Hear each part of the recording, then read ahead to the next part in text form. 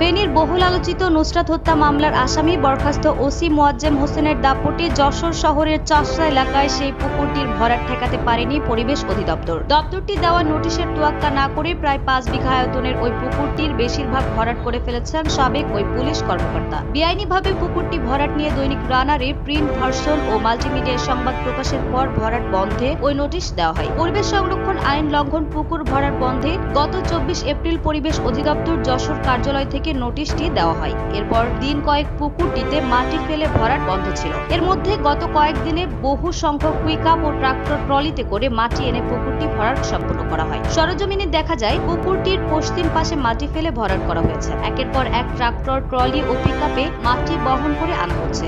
এক্সভেটর দিয়ে পুকুরে ফেলা মাটি সমান চলছে। পরিবেশ অধিদপ্তর থেকে নোটিশ দেওয়ার পরও পুকুর ভরাট বন্ধ না করার ব্যাপারে বক্তব্য জানতে সাবেক ওসি মোয়াজ্জেম হোসেনের মোবাইল ফোন নম্বরে কল করা হলে সেটি বন্ধ পাওয়া যায়। এ ব্যাপারে পরিবেশ অধিদপ্তর যশোর কার্যালয়ের উপপরিচালক এমদাদুল হক বলেন, আইনগত পদক্ষেপ হিসেবে মামলা করা হবে। এক্ষেত্রে ঊর্ধ্বতন কর্তৃপক্ষের সহায়তা লাগবে। আমার না, আপনি ঊর্ধ্বতন কর্তৃপক্ষের কাছে যেমন আমার খুলনার ডিরেক্টর বাবা একটু বাড়াতে পারবেন না? আর উপরে সত্যি না হলে আমি এখানে নিরুপায় হয়ে যাচ্ছি।